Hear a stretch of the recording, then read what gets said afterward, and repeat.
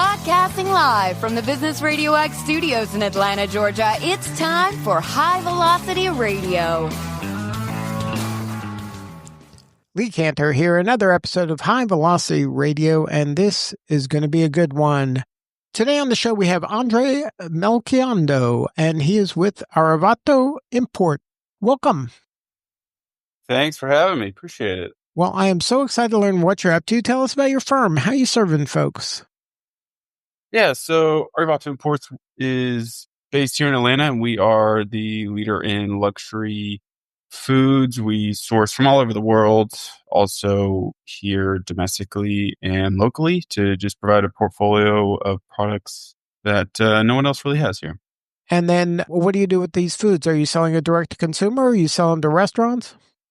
Yeah, so right now our business model is just restaurants, resorts, hotels, things of that nature. But we have some things in the works, some exciting things here coming up, and we're going to be making them a little bit more widely available to everyone else.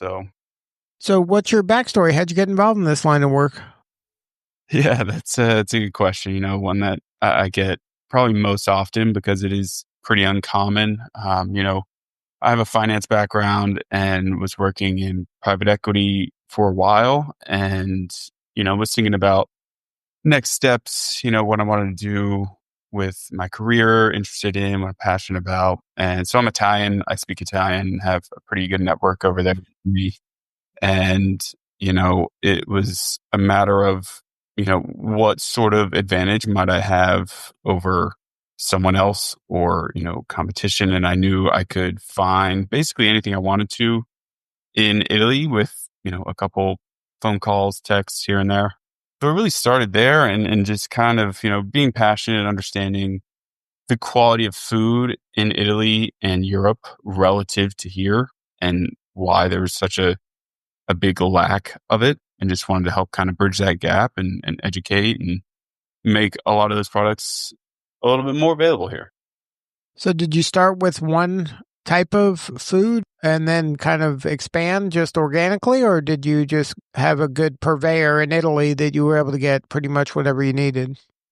So yeah, it started really small. It started with truffles really, and then, olive oil, and then balsamic and caviar. And then just the more that I became immersed in the industry and what I was doing, and just always learning and listening and asking questions to chefs and, getting requests and stuff like that, it just became a matter of finding it and finding the best products, the best farms and producers. And now at this point, we offer so many different products. It can be overwhelming at times.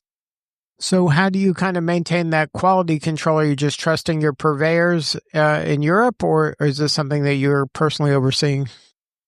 A little bit of both, for sure. There's a lot of brands out there that are really well known for their quality and their reputation. So those are kind of the easy ones. But, after that, it's, talking to people, recommendations, a lot of just research and seeing what's out there, and also trying the products too ahead of time before, kind of going full scale as far as, making them widely available to our clients.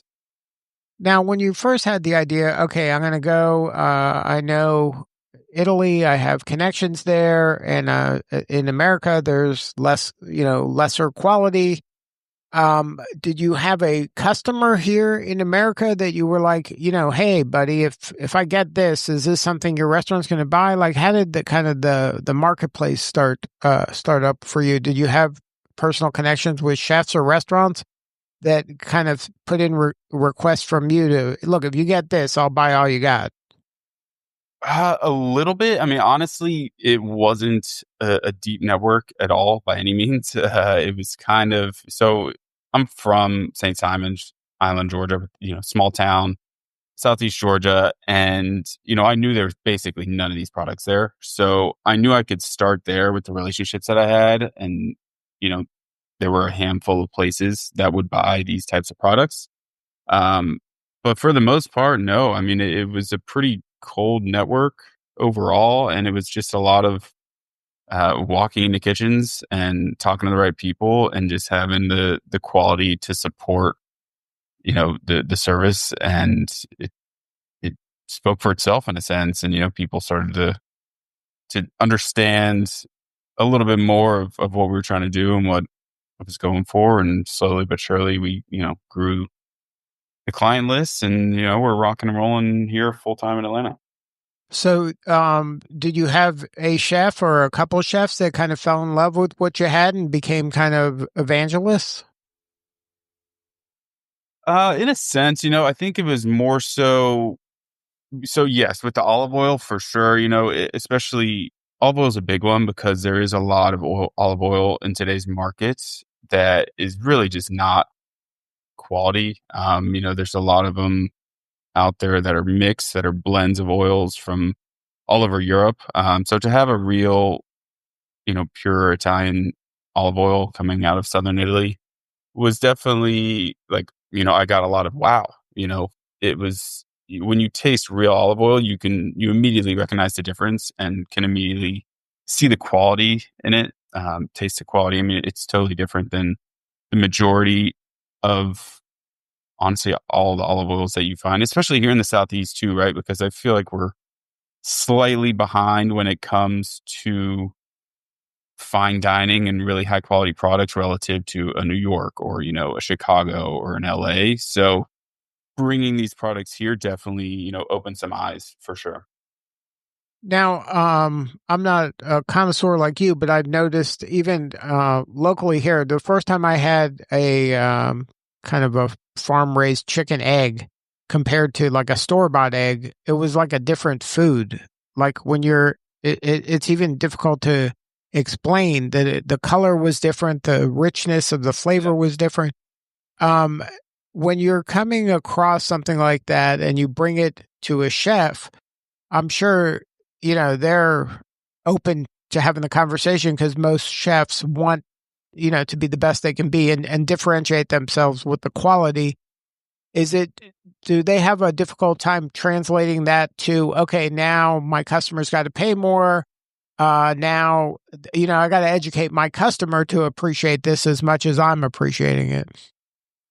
Yeah, for sure. It's definitely a challenge and a hurdle with some people. There are the people that are willing to spend on quality and are really good at storytelling and making it come through. At the end of the day, it's simplicity. If you use really high quality ingredients, you don't have to do a whole lot to it to make it shine. But yeah, I mean, so many people and chefs and restaurants are price conscious that it, you know, with that increased price cost, it can definitely be hard to get them to understand and get the consumer to understand, right? Because it's one thing to sell them, but then they have to educate their clients and have them understand, okay, I'm paying a little bit more for this, but wow, I can absolutely see the quality difference and taste it. And okay, I understand why I'm paying $1 or two more for this dish. But yeah, it's definitely, it's an ongoing education. Every day we're getting one step closer, and it's just, time with time, it'll come, and just got to stay at it. Now, is this one of the things where your clients are those kind of top of the line restaurants, the, Michelin star restaurants, the ones that really kind of lean into quality and experience, and that those are the people that are going to buy your stuff, or does it kind of trickle down to more mainstream restaurants? Yeah, absolutely. The high end Michelin star restaurants, 5-star resorts, James Beard Award winners, those are definitely our main clients for the most part, just because they understand and appreciate and can really make those products shine. And we're the more mainstream ones, right? Obviously none of the fast food or even kind of the chain restaurants, really none of those. I mean, it really kind of boils down to the chef and the owners and how much they want to put their attention on the food, right? Because it can, depending on the restaurant, the vibe, what they're going for, right? They could be going for a really good cocktail program, solid food, but really great vibes, or, any kind of mixture of that. Or maybe they focus a lot on hospitality and, maybe the food is, an 8 out of 10. So it kind of depends on the restaurant, the ownership itself, as far as what they're willing to kind of invest in and spend on. So it's kind of each case is a little different, but yeah, definitely the higher end Michelin starred restaurants. You know, we work with the majority of them here in Atlanta, and it's definitely our main clientele. Now, when you do build a relationship with the chef, and I would imagine the chef is the person you want to get more relationships with. That's the driver of the relationship is the chef to explain, hey, this is what we have today. And I would imagine this changes frequently, right? Like there's some things like all of a sudden you got some caviar or, next month it might be truffles. There's, I would imagine, seasonality and there's an optimal time to get each of the things that you offer. Oh, absolutely. Yeah. It's a very seasonal business, right? Because the products are so fresh and, hard to find, honestly, a lot of them. They come and they go, right? There's seasons for everything from truffles to, even certain bluefin tuna to, uni. There's low seasons, high seasons, ramps, chanterelles, morels, all these fresh products. They definitely come and they go. And sometimes the season's shorter than it has been in the past. Sometimes it's longer. Sometimes there's ample supply and sometimes there's not. And it's, causes pretty big price swings. Now, so how does that work? So like you get something in or you hear you're going to get something in and then you just put the word out and it's kind of first one in, game on. Yeah, in a sense. So, I mean, most chefs who are really in tune with it and have been doing this for a while, they understand what's coming up, what's, about to be in season, what's going out of season, what to expect, when to expect it. So it's more of, okay, I know this is coming. Let me menu plan a little bit and reach out ahead of time and say, hey, we're going to be using X, Y, and Z. Can you make sure, to have it or keep us posted on pricing and availability? So it is a somewhat fluid situation, but a lot of these guys are really dialed in with what they're doing, that they know what's coming, and it's just really a matter of supply and demand at that point. So what do you need more of? How could we help you? What do we need more of? Let's see. I mean, I think exposure, just general exposure. We've been in business for it'll be 4 years later this year, and we haven't really done a whole lot of marketing really at all. It's been purely organic and just word of mouth to this point. So I think just getting the story out there and having people understand that we're local, we're headquartered here, from Georgia, and we're just trying to do good work and bring products in that typically aren't here and help educate. Now, is the initial target just Georgia, or like if there's a Chicago restaurant, is that somebody you'd want to know?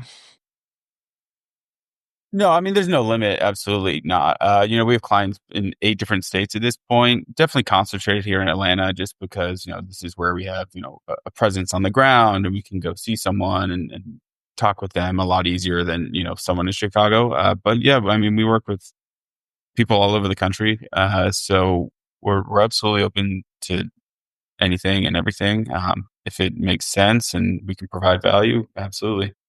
Now, what would be the universe in Atlanta of restaurants that would be appropriate for your services? I mean, I wouldn't think that there's that many that check the boxes that you need in order to, to buy your stuff.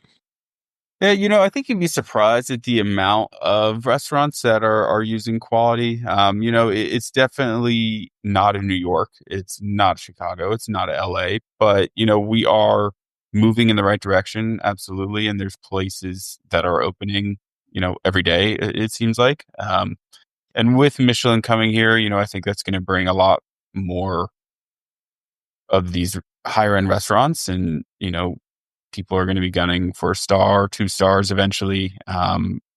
So I think it's a good time to be here in its infancy and be able to watch it grow and help it grow as well. Is it 20? Is it 50? I would say, It can't be 100. yeah. So we have a pretty broad product list, right? So we can essentially find a placement for a product, right? We work with, for example, a bunch of Australian Wagyu. And just because someone can afford, the high end stripling cut, maybe they can afford the, eye of round or one of these other offcuts that are a lot more cost effective and can make sense for someone who doesn't necessarily have the budget of one of these, Michelin starred restaurants or larger groups. So, as far as Caviar Truffles A5, yeah, it's definitely limited to, probably 20, 30 restaurants and clubs. But, from a broader conversation, I mean, I think, and, once you get to Alpharetta and, Decatur and, if you get up into Milton, I think, yeah, you're looking at probably, 75, 100 that could find something that we offer, right? Is there a place for the private chef who works with celebrity clients? Oh, absolutely. Yeah, we work with private chefs all the time. So they would obviously, they're not buying the quantity, but they'd still buy what you got. Absolutely. Yeah. Yeah. So if somebody wants to learn more, what's the best way to connect? Yeah. So we're on Instagram at Arrivato Imports and also on our website, www.arrivatoimports.com. And I would definitely give us a follow on Instagram because, as I mentioned, we have some really exciting things in the works for the general public and not just, B2B restaurants. So at Arrivato Imports on Instagram to keep up with us and all the cool things we're doing. We do events and dinners and stuff all the time. So, um, yeah, it's a fun time right now. And Arrivato is spelled Arrivato, imports.com for the website, and find them on their socials. Well, Andre, thank you so much for sharing your story. You're doing important work, and we appreciate you. Yeah, Lee, appreciate it. Thank you for the conversation. It's been a good one, and look forward to keeping in touch. All right. This is Lee Cantor. We'll see you all next time on High Velocity Radio.